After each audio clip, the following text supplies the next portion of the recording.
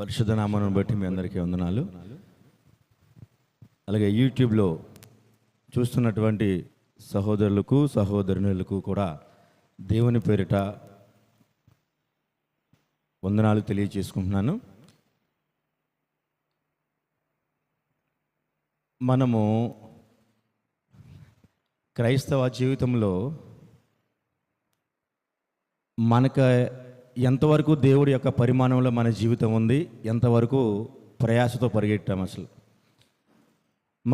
మన జీవిత ఆయుష్కాలం ఎంత, దాంట్లో ఎంతవరకు మనం ప్రయాసపడి నడవగలిగామో, ఇంకా ఎంత ఉంది.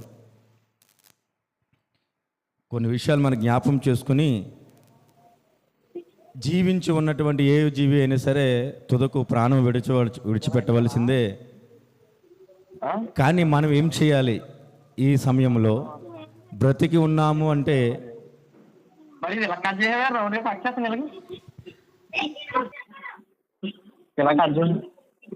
ఏం చేయాలి చెప్పనా? పుట్టి 2 ప్లేట్లు తీసుకోవాలి, 2 ప్లేట్లు.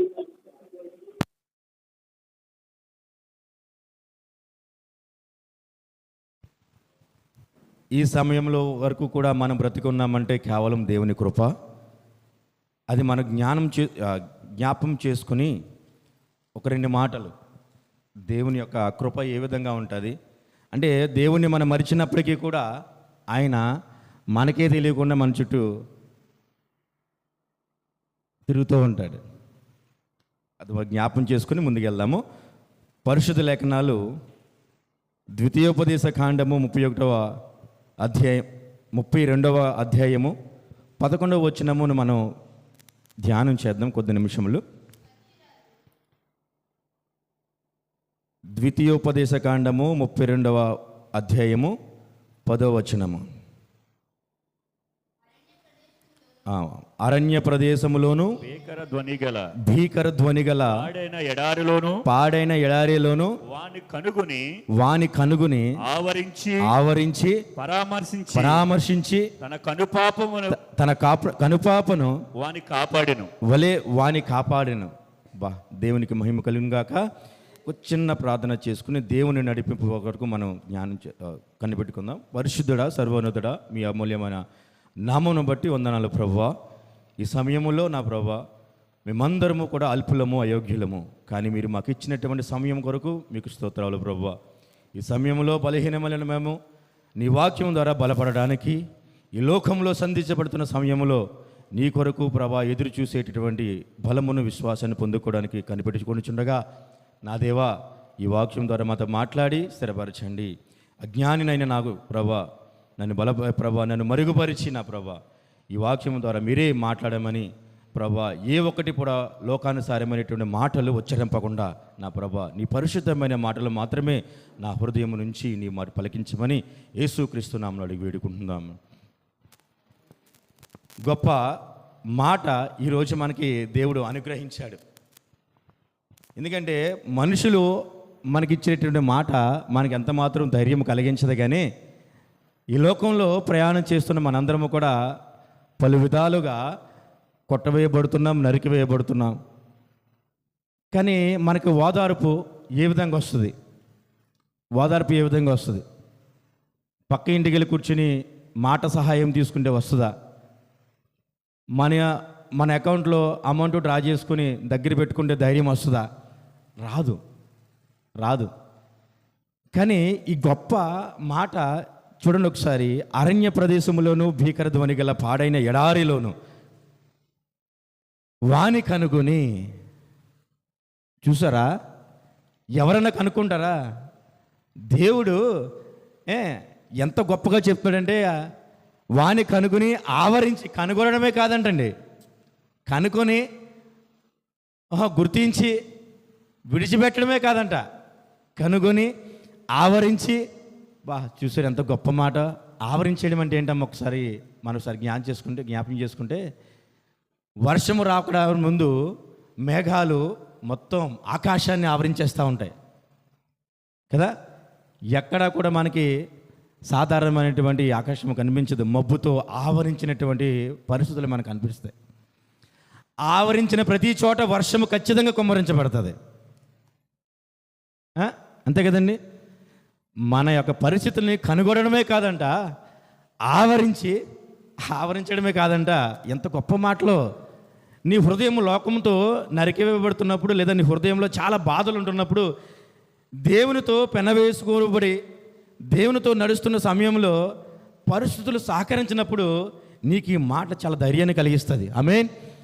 చాలా ధైర్యాన్ని కలిగిస్తుంది.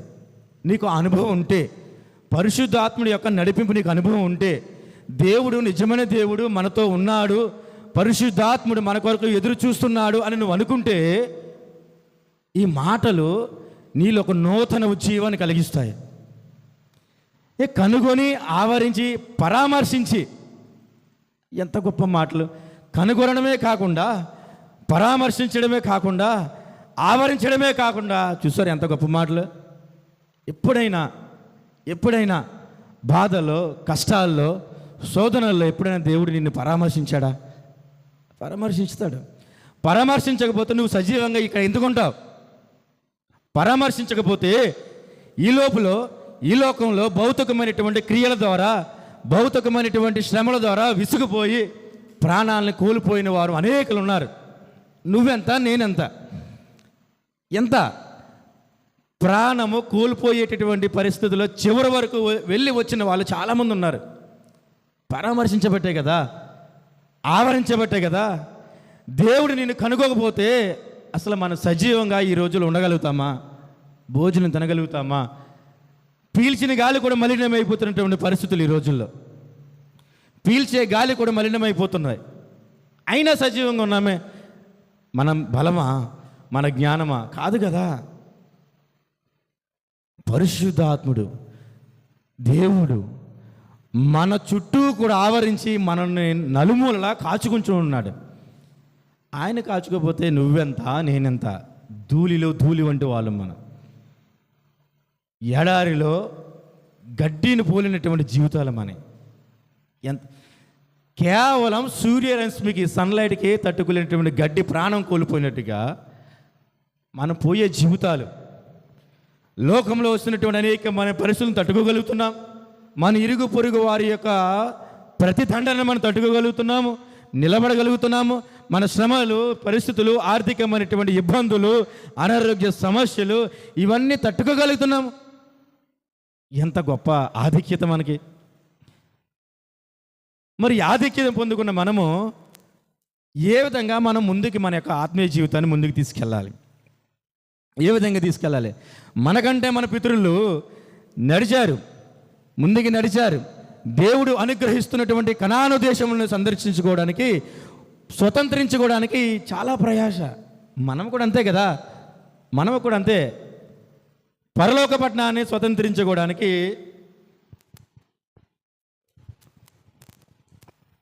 పరలోక పట్టణాన్ని స్వతంత్రించుకోవడానికి, మన ప్రయాస. ఆనాటి ఇశ్రాయేలు ప్రయాస ఏంటి? కనాను దేశాన్ని పొందుకోవాలి. దేవుడు వాగ్దానము చేసినటువంటి ఆ యొక్క కనాను దేశాన్ని పొందుకుంటే ఇంకా జీవితం తెలుసు కదా. దేవునితో వాళ్ళ యొక్క నూతన జీవితం, దేవుడు అనుగ్రహించేటువంటి ప్రతి ఒక్క ఈవులను వాళ్ళు పొందుకుని ముందుకెళ్ళాలి. కానీ ఇశ్రాయేలీల ప్రయాణంలో మొదటి తరం వారు, రెండవ తరం వారు మనం చెప్పుకుంటాం. మొదటి తరం వారు యొక్క జీవిత ప్రయాణం ఏ విధంగా ఉంది? అసహనముతోనూ, అవిశ్వాసముతోనూ, దేవుడు మోషే ద్వారా చెప్పిన అనేకమైనటువంటి గొప్ప విషయాలు విని గ్రహించి కూడా వాటి యందు విశ్వాసం లేక సనుగుకొని విసుగు పొంది, మోషే దేవునితో ఐక్యమై దేవునితో ప్రార్థన చేసి మరుక్షణము ఏ విధంగా నడవబడాలో సమాధానం పొందుకోవడానికి వెళ్ళి వచ్చే సమయంలో వాళ్ళ అవిశ్వాసం తొలగిపోయి అసహనం. విశ్వాసం లేకపోతే నిరీక్షణ ఉండదు కదా. విశ్వాసం లేనిటువంటి బ్రతుకులు అనేకమైనటువంటి లేనిపోయినటువంటి మాటలు మాట్లాడడం ద్వారా, స్థిరత్వం లేకపోవడం వల్ల దేవుని చేత సంధించబడ్డారు. పొందుకున్నారా? పొందుకోలేకపోయారు. వాళ్ళకి ఏం కావాలి? భౌతికమైనటువంటి ఆహారం కావాలి, భౌతికమైనటువంటి నీరు కావాలి. వీటి కోసం పరలోక రాజ్యాన్ని వదులుకోవడానికి వాళ్ళకి అజ్ఞానం అనుకోవాలా. వాళ్ళు పొందుకోలేనటువంటి కనాను దేశము దేనివల్ల పొందుకోలేదు? అసహనము. ఫుడ్ కోసం అసహనం, భోజనము కోసం, నీరు కోసం, లేదా వాళ్ళ సుఖభోగాల కోసం అసహనము. నువ్వు నేను కూడా అలాంటి భౌతికమైనటువంటి వాటి కొరకు మనం ఆలోచించి, భౌతికమైనటువంటి వాటి కొరకు మనం ప్రయాసపడి, దైవ సేవకుల యొక్క మాటలు లేదా పరిశుద్ధాత్మ ప్రేరేపణలు మనం పక్కన పెట్టేస్తే ఇంకేం ఉపయోగం? నాకంటే ముందు నడిచిన వాడు ఆ మార్గం ఏంటో చెప్పినప్పుడు మనం నడవాలి కదా పద్ధతిగా. అరే ఆ మార్గం సరైన కాదు, చాలా గతుకులతోనూ చాలా ఎత్తుపల్లాలతోనూ ఉంది, నువ్వు నడవలేవు, ప్రమాదం పొంచి ఉంటుంది అని నీకు చెప్పినప్పుడు మార్గం మార్చాలా లేదా? మార్గము మార్చాలి, లేదా మార్గంలో దేవుని కొరకు మనం ప్రయాసపడాలా. కానీ ఏం మార్చారు? మార్చలా. చివరికి ఏం కోల్పోయారు? దేవుడే వాగ్దానం చేసిన కనాను దేశాన్ని కోల్పోయారే. ఎంత అజ్ఞానము, ఎంత బాధాకరమైనటువంటి విషయము. మరి ఈరోజు మన ప్రయాణం దేని కొరకు? దేవుని ఇచ్చినటువంటి, దేవుడు మనకు అనుగ్రహిస్తున్నటువంటి పరలోక పట్టణం కొరకే కదా. మరి మన ప్రయాణం ఏ విధంగా ఉంది? ఆనాటి ఇశ్రాయేలు ఆజ్ఞనుందా? కానీ ఆ తర్వాత సీనాయి కొండకు వచ్చిన తర్వాత మరి రెండవ తరం వారు, వాళ్ళు నశించిన తర్వాత రెండవ తరం వారు వచ్చారు, ఇశ్రాయేలీ రెండవ తరం. ఈ యొక్క ద్వితీయ కానీ ఏం చెప్తుందంటే, మొదటి తరము ఇశ్రాయేలు వారు దేవుడు అనుగ్రహించబోతున్నటువంటి ప్రదేశాన్ని పొందుకోలేక నశించిపోయి ఉన్నారు. కనుక మీరు అలా ఉండకూడదు, మీరు అలా ఉండకూడదు. మీ పితరులు దాన్ని కోల్పోయి ఉన్నారు. దేవుని యొక్క పరిధిలో లేకుండా, దేవుని యొక్క కొలమానం లేకుండా వాటన్నిటిని కూడా కోల్పోయి ఉన్నారు, కేవలం భౌతికమైనటువంటి అవసరాల కొరకు ఆధారపడి. కానీ మీరు అలా చేయొద్దు, మీరు అలా చేయొద్దు అని దేవునితో, ఇంకా దేవుని కొరకు ప్రతిష్ఠించడానికి మోషే గారు ఆ ఇశ్రాయేలీయులకు తెలియజేస్తూ ఉన్నాడు. అంటే మన తల్లిదండ్రులు నడిచిన మార్గంలో మనం నడుస్తాము కదా, మన ముందు పెద్దవాళ్ళు నడిచిన మార్గంలో మనం నడుస్తాం. అంటే వాళ్ళ మార్గం మంచిదనే మనం నడుస్తాం. ఆ మార్గం మంచిది కానప్పుడు నడవకూడదు కదా, నడవకూడదు. నిత్యరాజ్యాన్ని కోల్పోవడానికి మనం ఎందుకు ఈ యొక్క ప్రయాస? ఈ యొక్క విశ్రాంతి దినమున దేవునితో పనిగలాడడానికి, దేవునితో మాట్లాడడానికి, ఆయన మాటల కొరకు ఎదురు చూడడానికి ఎందుకు ఈ ప్రయాస? ఆ తుద రోజు ఒకటి ఉంటుంది, అంతిమ రోజు ఒకటి ఉంటుంది. ఆ అంతిమ రోజున మనం ఆయన కొలమానంలో లేకపోతే ఇన్ని సంవత్సరాల మన ప్రయాస ఎందుకు? 29 రోజులు ఉద్యోగం చేసి 30 రోజున జీతం పడకపోతే ఎలా ఉంటుంది? కుదరదు కదా, అంతే కదా. చాలా ఉపమానాలు, చాలా పరిస్థితులు మనకి చాలా విషయాలు విధంగా మనకి జ్ఞానాన్ని పెంపొందించడానికి ఉపయోగపడుతూ ఉంటాయి. వచ్చినటువంటిది 10 రోజుల్లోనే ఎగిరిపోతుంది కదా, ఖచ్చితంగా ఎగిరిపోతుంది. దానికోసమే అంత ఆతృతగా 1-2 రోజుల్లో రకరకాలుగా మనం ప్రయత్నం చేస్తూ ఉంటాం. అకౌంట్లు చెక్ చేసుకుంటాం, మెసేజ్ చెక్ చేసుకుంటాం. వచ్చినది కొంత అయినా ఉండదు, 5 రోజులు 10 రోజులు ఎగిరిపోతుంటుంది. అలాంటి దానికోసం మన ప్రయాస ఆ 2-3 రోజుల్లో ఎంత తీవ్రతగా ఉంటుందో, అలాంటిది యుగములు దేవునితో మనం బ్రతకడానికి ప్రయాసపడి ఈ యొక్క ప్రయాణము ఎంత తీవ్రతగా ఉండాలి. ఆనాడు చేసినటువంటి ఇశ్రాయేలు యొక్క తప్పిదాలు మీరు చెయ్యకండి అని చెప్తున్నాడు మోషే. ఇప్పుడు మన జీవితాలు ఎలాగున్నాయి? అరణ్య ప్రదేశంలో ఉన్నటువంటి జీవితాలు మనవి. ఆ యొక్క ప్రయాణం ఎలా జరిగిందమ్మా? ఎలా జరిగింది? అరణ్య ప్రయాణము, ఎడారి ప్రయాణం, ఎంత భారభరితమైనటువంటి ప్రయాణమో. ఒక 10 కిలోమీటర్ల కనాను దేశము, ఐగుప్తు దేశం నుండి దేవుడు అనుగ్రహించాలని చూస్తున్నటువంటి, వాగ్దానం చేసినటువంటి దేశము ఐగుప్తు దేశం నుంచి కేవలం 10 కిలోమీటర్ల, 5 కిలోమీటర్ల, 100 కిలోమీటర్ల. తెలీదు. మరి 30 లక్షల మందిని ఇశ్రాయేలుని నడిపించడానికి మోషేకి ఇచ్చినటువంటి కృప ఎంత గొప్పది. మరి అంతమందికి దేవుని వాగ్దానం చేసి నడిపించడానికి ప్రయత్నం చేస్తున్నప్పుడు ఆ యొక్క ప్రయాణము ఆ యొక్క ప్రయాణంలో అనేకమైనటువంటి శోధనలు, బాధలు, ఇబ్బందులు మనందరికీ తెలిసిన విషయాలు అవన్నీ కూడా. ఆ యొక్క జీవితము, ఆ యొక్క ప్రయాణము కనాను దేశానికి వరుసమరితే మన యొక్క జీవితం, మనం కూడా ఇశ్రాయేలు సంతానమే కదా. దేవుడు మనల్ని ప్రేమించాడు. ఐగుప్తు దేశంలో అనేకమైన బాధలు అనుభవిస్తున్నటువంటి దేవుడు చూడలేక, వాళ్ళ యొక్క నా బిడ్డలు అనేకమైన శ్రమలు, శాపములు బ్రతుకుతున్నారని చెప్పేసి దేవుడు వాళ్ళని విడిచిపెట్టలేక విడిపించడమే కాదు, కనుగొనడమే కాదు, ఆవరించేశాడంట వాళ్ళని. ఆవరించడమే కాదు, వచ్చి దగ్గరికి వచ్చి, ప్రియ సహోదరుడా, పేరు పెట్టి పిలుస్తాడు కదా, పేరు పెట్టి పిలిచాడు కదా, పరామర్శించి. ఎప్పుడైనా పిలిచాడు దేవుడు మిమ్మల్ని ఎప్పుడైనా పేరు పెట్టి పిలిచాడా? పేరు పెట్టి పిలిచే నా దేవుడు గొప్ప దేవుడు. ఆమేన్, ఆమేన్. ఇప్పటికీ అలాంటి అనుభవంలో నువ్వు నేను లేకపోతే కనిపెట్టాలా. మనుషులు పేరు పెట్టి పిలితే మనకు ధైర్యం కలగదు, కానీ నువ్వు నీ హృదయంలో స్థిరముగా, బలంగా నువ్వు స్థిరపరుచుకున్న దేవుడు నేను పిలిస్తే ఎంత ఆధిక్యత నీకు వస్తుంది. కానీ దేవుడు నిన్ను పిలవాలంటే ఏం చేయాలా?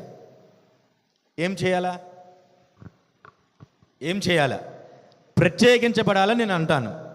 నా ఉద్దేశము ప్రకారము ప్రత్యేకించబడాలి. ఎప్పుడు? రక్షణ పొందితే ప్రత్యేకించబడిన వారమా, బాప్తీసం పొందుకుంటే ప్రత్యేకించబడిన వారమా, పొందుకుని లోకంలో గడిచిపోయిన వాళ్ళు అనేకులు ఉన్నారు, అంతే కదా. కానీ మనం మన పరిస్థితుల నుంచి, మన చుట్టూ ఉన్నటువంటి సమస్తము నుంచి మనం ప్రత్యేకించబడాలా. అప్పుడు దేవుడు మాట్లాడతాడు, అంతే కదా.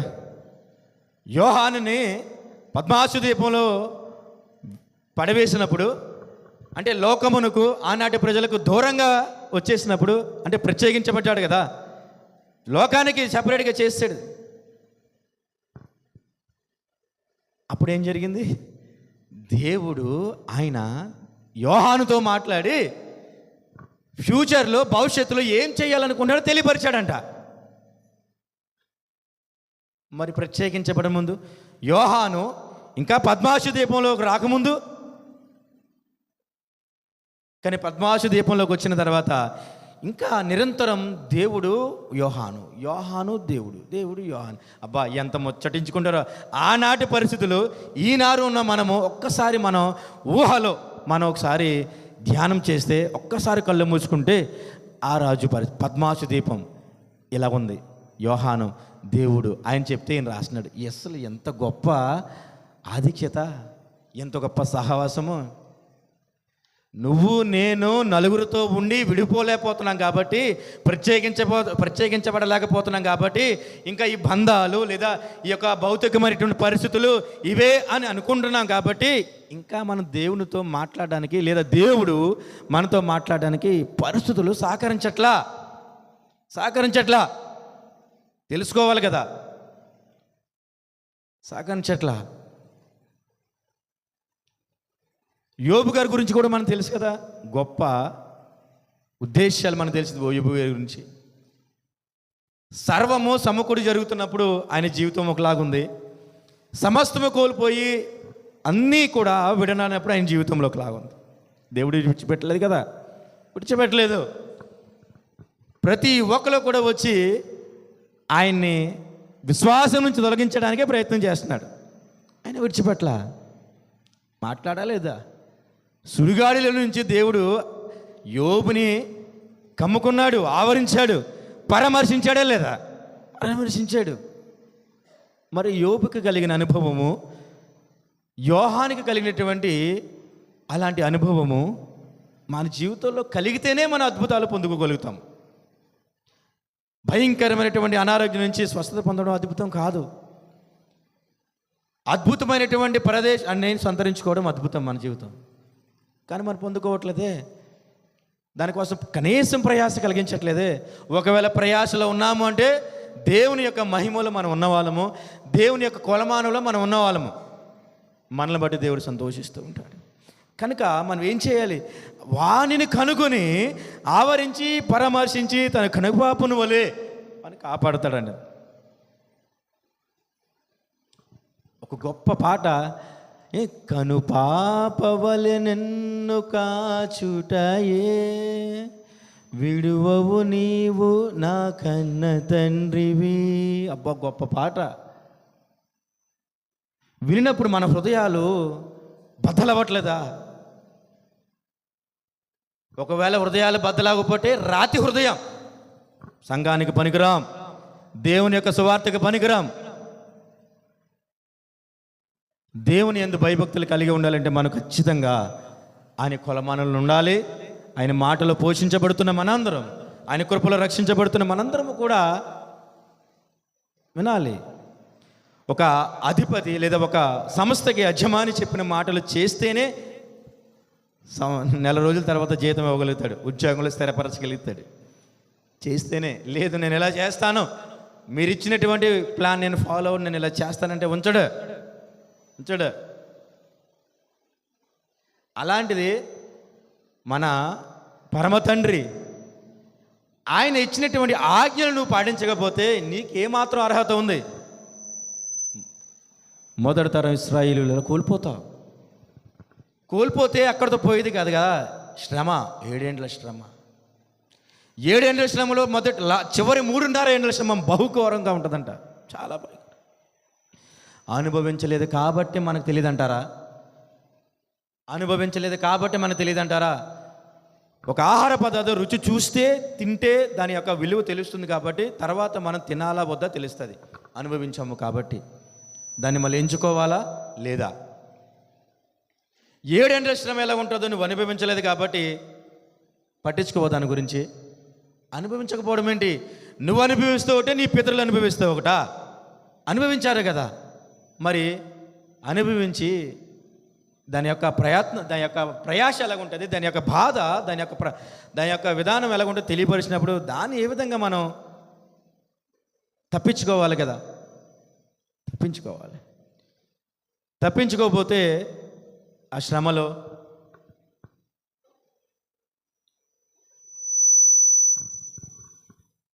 కనుక మన యొక్క జీవితంలో దేవునితో మనం పెనవేసుకున్నప్పుడు మన జీవితం అరణ్య రోదనగా ఉంటుంది, ఎడారి రోదనగా ఉంటుంది, ఎడారి బతుకులుగా ఉంటుంది. ఎడారి అంటే మనందరికీ తెలిసిన ఎడారి పరిస్థితులు ఎలాగ ఉంటాయో, బాగా భరించలేనటువంటి ఉష్ణోగ్రత, మంచినీరు కూడా దొరకనటువంటి పరిస్థితులు, ఆహారం కూడా అసలు మన పరిస్థితులు మన చుట్టూ పరిధిలో కూడా ఎవ్వరూ కూడా కనపడినటువంటి అలాంటి పరిస్థితులు.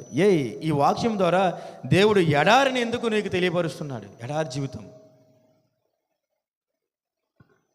కాబట్టి ఇప్పుడుంటున్న జీవితం కూడా మన జీవితాలు ఎడారి జీవితాలుగా ఉంటాయి.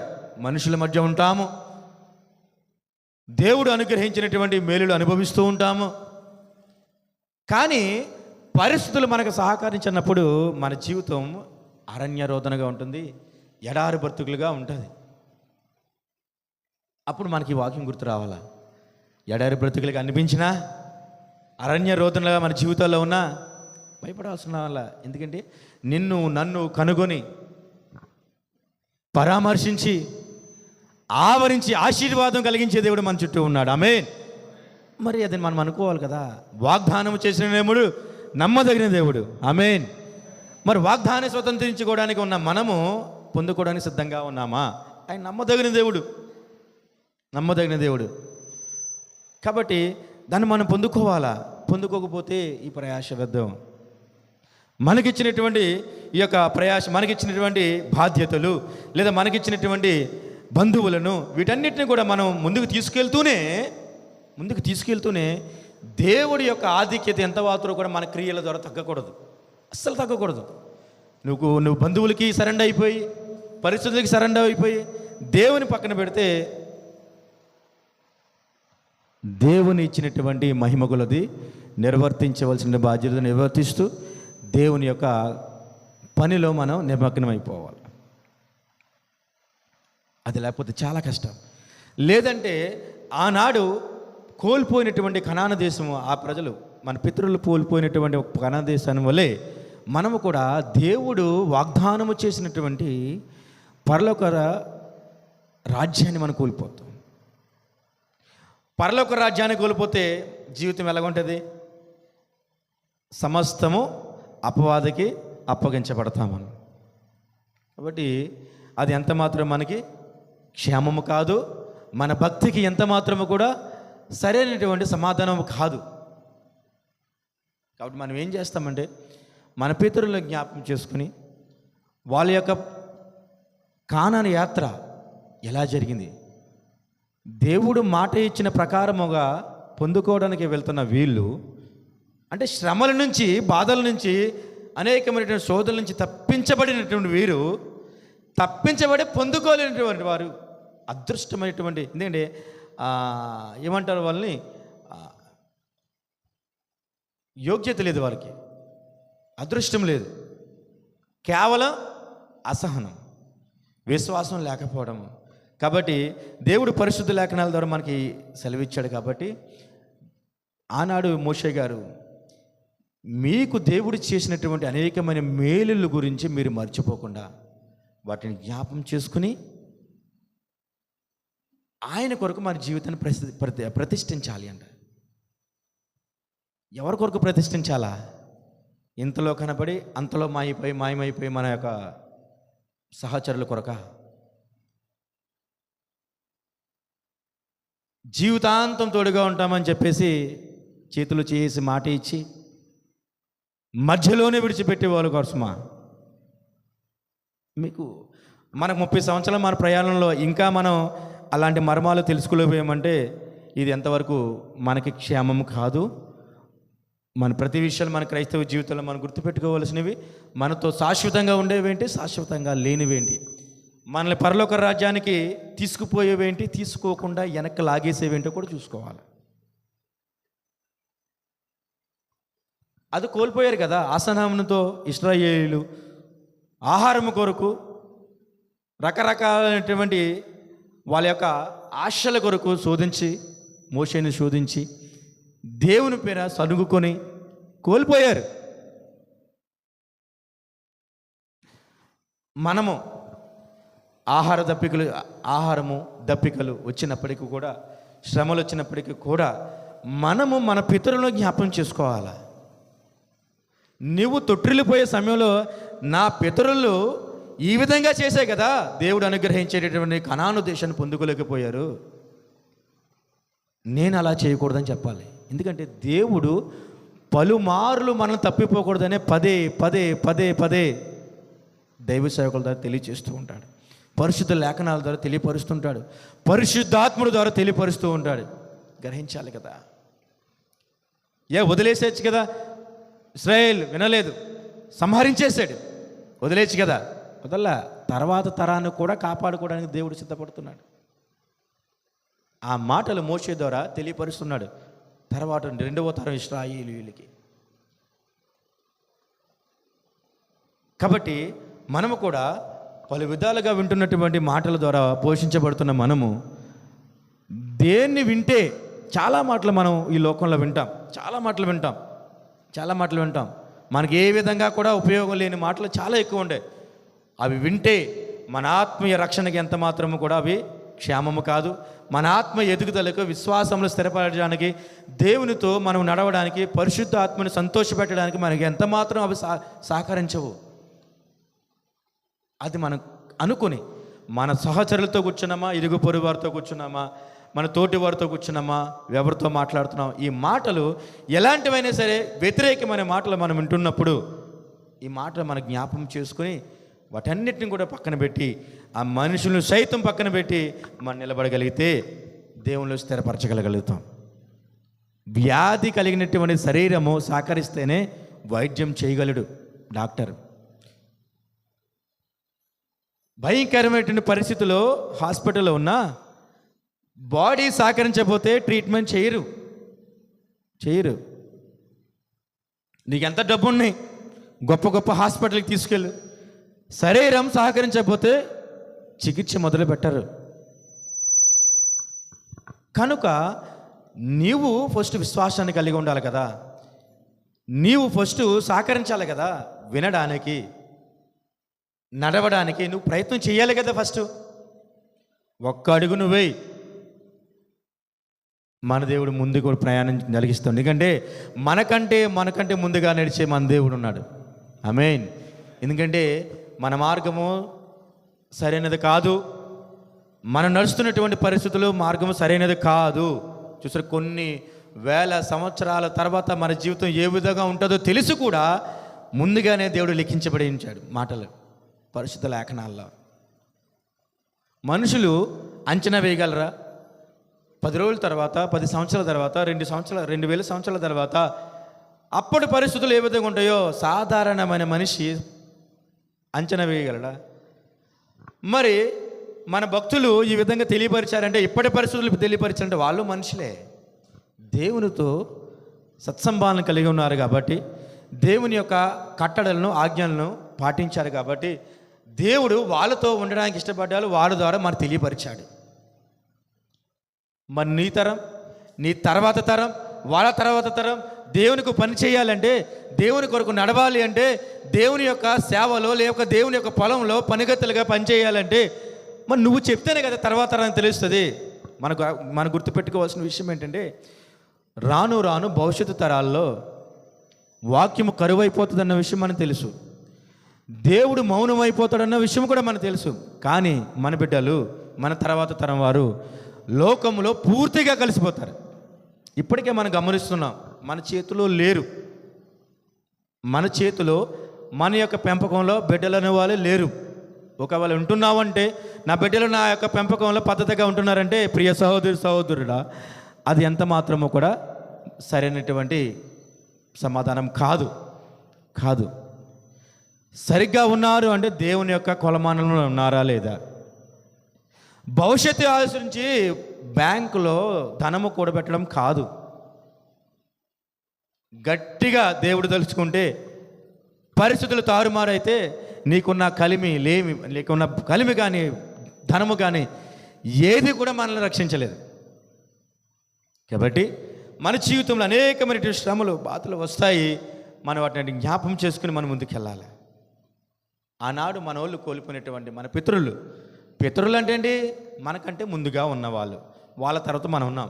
వాళ్ళు పొందుకోలేనటువంటి యొక్క దేశాన్ని మనం పొందుకోవాలని ఆశపడుతున్నాం. అదే కదా మన ప్రయాస, మన జీవితము. సో పొందుకుని ముందుకెళ్ళాలి. లేకపోతే తెలుసు కదా తర్వాత పరిస్థితులు ఏ విధంగా ఉంటే మనందరికీ తెలుసు, ఆ విధంగా మనం ముందుకెళ్ళాలి. సో కాబట్టి ఒకసారి జ్ఞాపం చేసుకొని మరొకసారి, అరణ్య ప్రదేశంలోను భీకర ధ్వని గల పాడైన ఎడారిలోను వాని కనుగొని ఆవరించి పరామర్శించి తన కనుపాపను వలె తనకు ఆపాడు. మన కనుపాప మన కంటికి రక్షణగా లేకపోతే చాలా సమస్యలు వస్తాయి. మనకి లోకాన్ని చూడలేం, లోకంలో ఉన్నటువంటి సౌందర్యాన్ని మనం అనుభవించలేం, కనీసం అడుగు కూడా ముందుకు పెట్టలేము. కాబట్టి ఇంత చక్కగా, ఇంత ఖచ్చితంగా దేవుడు మనకు చెప్తున్నప్పుడు మనం కంపల్సరిగా మనం వినాలా. విశ్వాసము కోల్పోయే సమయంలో స్థిరముగా వాక్యములో నమ్మకం ఉంచి దేవుని కట్టబడాలి అనుకుంటున్నటువంటి సమయంలో సిలువ శ్రమలు అనేకమైన వస్తాయి. ఆనాడు దేవుడు సిలువయాగమయ్యాడు కాబట్టి పునరుద్ధానము జరిగింది కాబట్టి మన కొరకు ఆయన అక్కడ దేవునితో విజ్ఞాపన చేస్తున్నాడు. పునరుద్ధానము జరిగింది కాబట్టి దేవునితో నీ కొరకు నా కొరకు స్థలాన్ని సిద్ధపరిచే పనిలో ఉన్నాడు. అలాగే నా జీవితంలో కూడా సిలువ శ్రమలు ఉంటాయి. అనుభవిద్దాం. మన వాళ్ళ ద్వారా, మన తోటి వాళ్ళ ద్వారా, మనం ఉంటున్నటువంటి పరిస్థితుల ద్వారా శ్రమలు వస్తాయి. సిలువ శ్రమలు అనుభవిస్తేనే పునరుద్ధానం ఉంటుంది. దేవుని కంటే గొప్పవాళ్ళమా? యేసుక్రీస్తు ప్రభువు వాళ్ళ కంటే గొప్పవాళ్ళమా? ఆయనకే సిలువ శ్రమలు తప్పలేదే. కానీ వాటిని మనం ఆధారంగా తీసుకుని ఏ విధంగా చేయాలి అంటే, సిలువ శ్రమల ద్వారా పునరుద్ధానం కలిగింది. పునరుద్ధానం ద్వారా మన విశ్వాసంలో నిలబడగలుగుతాం. దేవునితో ఐక్యం అవ్వడానికి ఒక గుర్తు అది. వాటన్నిటిని కూడా మనం పొందుకోవాలి అంటే శ్రమలు వచ్చినా, బాధలు వచ్చినా మనం అస్సలు బాధపడవలసిన అవసరం లేదు. ఇప్పటి కాల శ్రమలు మనకి ఎన్నదగినవి అని మనం గ్రహించుకొని, మనం ఏ స్థితిలో ఉన్నామో ఆ స్థితిలోనే చాలు. లేని స్థితి మనకు అక్కర్లా. బిడ్డలు కలిగిన వాళ్ళు బిడ్డలతో దేవుని పరిచర్య ముందుకెళ్ళాలి. బిడ్డలను లేని వాళ్ళు అది కూడా దేవునికి యోగ్యతగా ఎంచుకోవాలి. నువ్వు లోకంలో ఉన్నదానివైతే, లోకంలో ఉన్నటువంటి మనుషులతో నువ్వు పోల్చుకుంటున్న వాడివైతే దేవుడు ఇవ్వని దానికోసం ఆరాటపడతావు. నీకు తెలియదా? నీ తండ్రికి తెలియదా నీకు ఏది అవసరమో? నీ తండ్రికి తెలుసు కదా నీ సామర్థ్యం ఏంటి, నీ పరిస్థితులు ఏంటి, నువ్వు ఎంతవరకు నిలబడగలుగుతావు అన్నీ తెలుసు. నీ విశ్వాసము తగ్గట్టుగానే దేవుడు అనుగ్రహించడానికే జరుగుతున్నాయి సమకూడి అన్నీ. మరి లేని దానికోసం ఎందుకు ప్రయాస? నాకు లేదు, నా ముందు జీవితంలో దేని కొరకు దేవుని ఇవ్వని దానికోసం నేను ప్రయాసం చేయకూడదు. ఒకవేళ ప్రయాస పడితే దానిలో ముందుకెళ్ళాలని ఆశపడితే తెలుసు మనకి ఎన్ని శ్రమలు వస్తాయో, ఎన్ని బాధలు వస్తాయో. నీ విశ్వాసము దేవునికి తెలుసు కాబట్టి, నీ యొక్క పరిస్థితులు, నీ యొక్క బలము, నీ బలహీనత దేవుడు తెలుసు కాబట్టి నీ మీద ఎంత బాధ్యత పెట్టాలో అంతే పెడతాడు.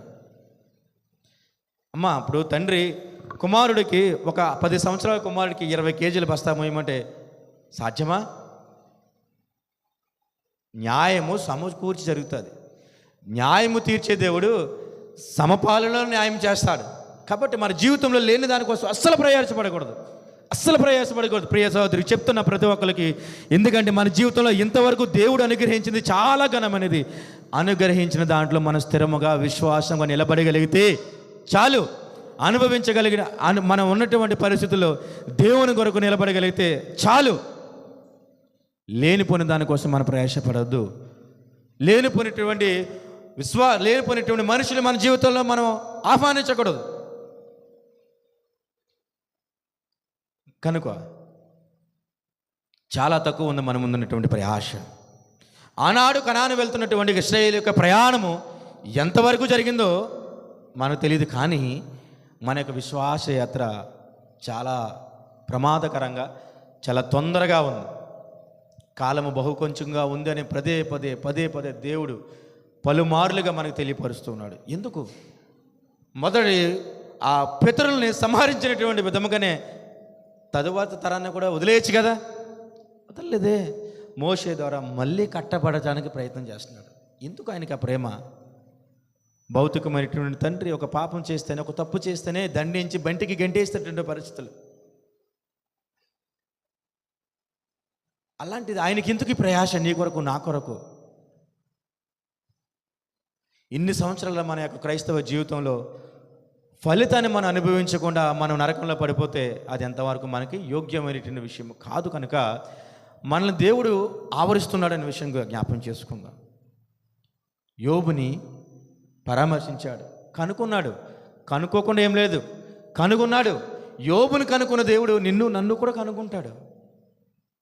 ఎందుకు కనుగొన్నాడు? యోబు విశ్వాసంలో మనకంటే చాలా గొప్పగా అయినప్పటికీ కూడా దేవుడు మన కొరకు చేసే మేలులో ఎంత మాత్రం తారతమ్యం చూపించాడు. యోబు జీవితాన్ని, మన జీవితాన్ని మనం ఒకసారి కొలమానం తీసుకుంటే మనకంటే విశ్వాసంలో చాలా గొప్పవాడు. మనం ఎంత మాత్రం ఉన్నాం విశ్వాస జీవితంలో? లేమే.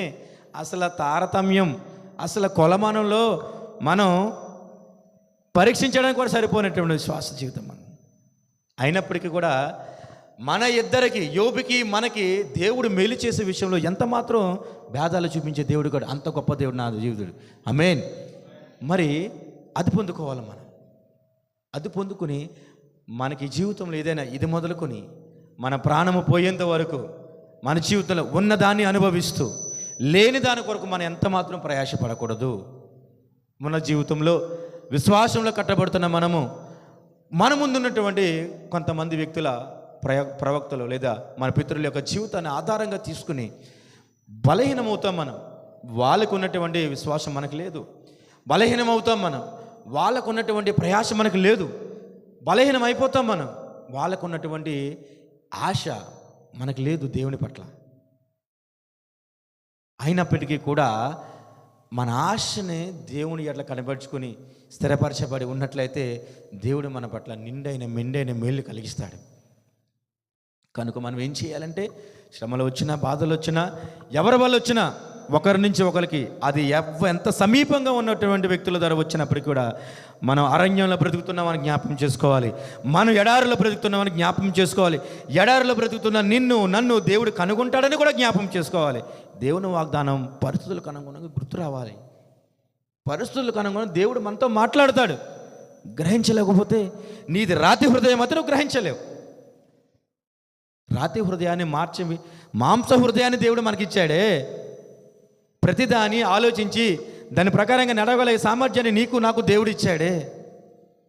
కాబట్టి పరిస్థితులకు మనం తొట్టిల్లిపోకుండా అరణ్యంలో నడుస్తున్నాం, అడవులో ప్రయాణం చేస్తున్నాం, శ్రమలు బాధలు ఇవన్నీ మనకి సాధారణమే అని అనుకుని ఇవన్నీ మన విశ్వాసంలో బలహీనపరుస్తాకి దేవుడు మన పైన అపవాదం మన పైన సంధిస్తున్నటువంటి ఆయుధాలు అని మనం అనుకుని దేవుడు మనకిచ్చినటువంటి మాటను జ్ఞాపం చేసుకుని నా దేవుడు నా కొరకు కనుగొంటాడు,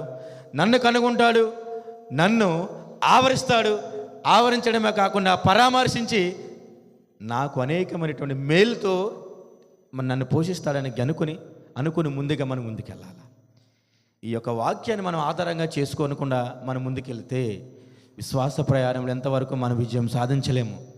ఈ విశ్వాస జీవితంలో దేవుని రాకముందు లేదా మన పోకడ జరిగిందంటే దేవుని యొక్క కొలమాలను మనలో లేము. ఈ విధంగా మనం ఉంటూ మన పోకడ జరిగిందంటే, మన మరణం సంభవించిందంటే దేవుని యొక్క సన్నిధిలో ఆయన యొక్క కుడి పార్శ్వన మనం కూర్చోగలుగుతాం.